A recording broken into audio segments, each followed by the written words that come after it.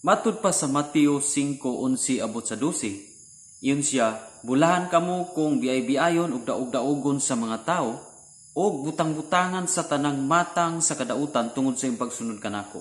In verse 12, matud pa niya, paglipay ug pagmaya kamo, kay dako ang ganti nga gitagana alang kaninyo didto sa ginharian sa langit. Pagkanindot aning maong verse nga ato ang nabasa karon ug nadungog, kung ato kining masabtan pag-ayo. Because sometimes pag aduna gani tawo nga mutamay mo down sa tua, aduna gani tawo nga mupasipala, mubutang-butang sa tua, and sometimes kung wala nato ni ma-apply o wala kasabti ning maong verse, mao ni hinungdan nga mawala ang atong ganti sa ginharian sa langit. Para dili mawala ang atong ganti o para mudako atong ganti sa ginharian sa langit, aduna kitay kinahanglang himuon o isip response nining maong verse nga gitawag di ta og bulahan. So unsa may dapat tong himuon ini para nga mudako atong ganti sa ginharian sa langit.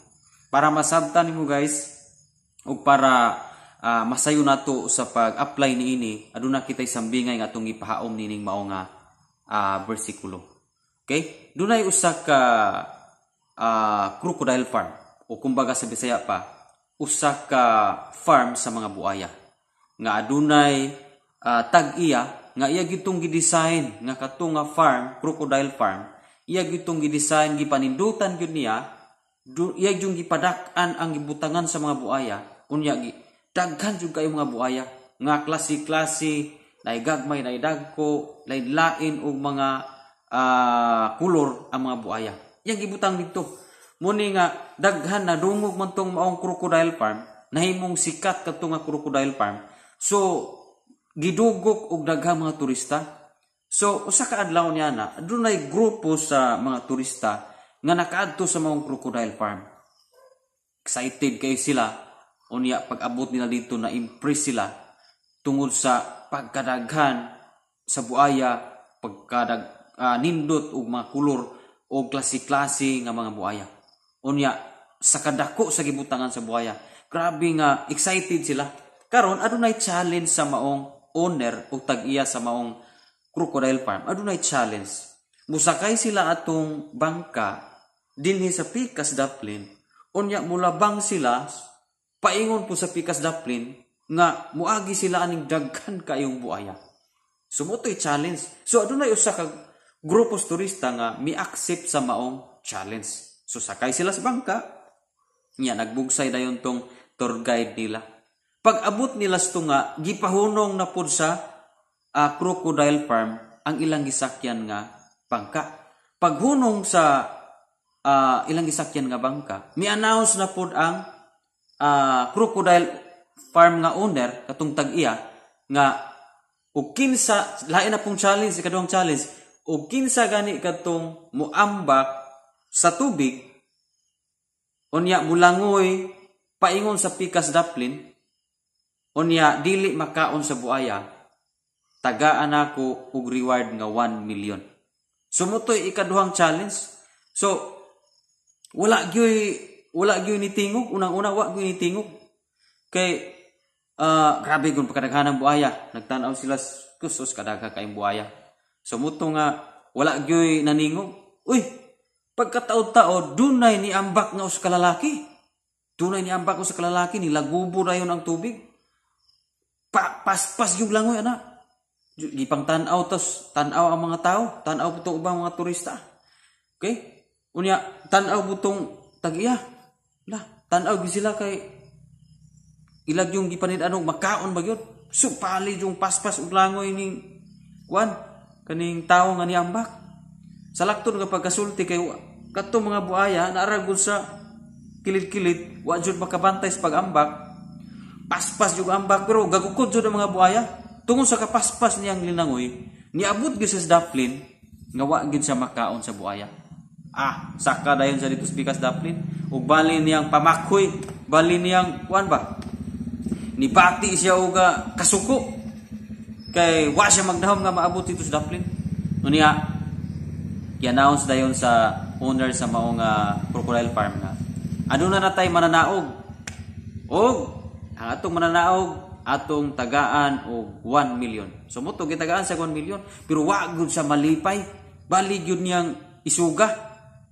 Dili siya kadawaton na ning 1 million. So karon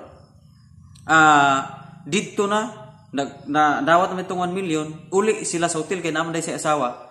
Dito sila sa hotel higda sa ilang yabangan kay mga turista man to sila. So pag abot sa hotel, gi-congratulate siya sa iyang asawa, isahan. Grabe kayo, salamat kayo. Nga nakaya gani wa bibi gyud na akong makaon ka ato. So salamat kayo han. Nga imong yung kuan gipaningkamutan gyud naka 1 million gyud tahan.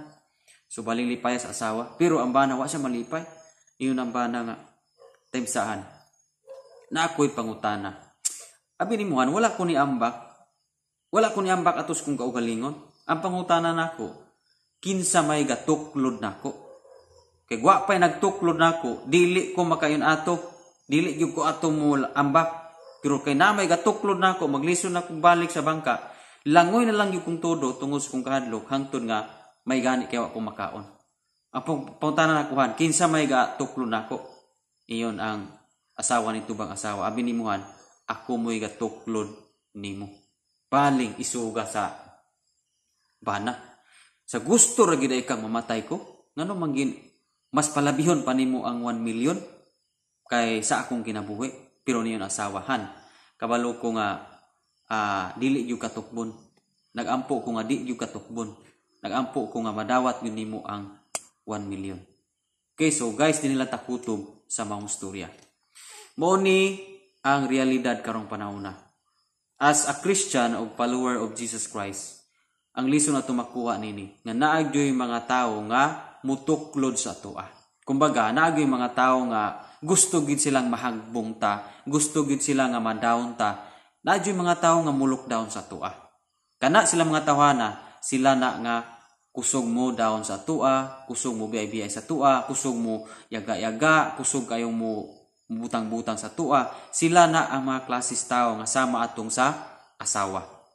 Nga gitukmod. Katong bana nahisama to sa Kristohanon nga giayo og down gibiyay-biyay, gitukmod.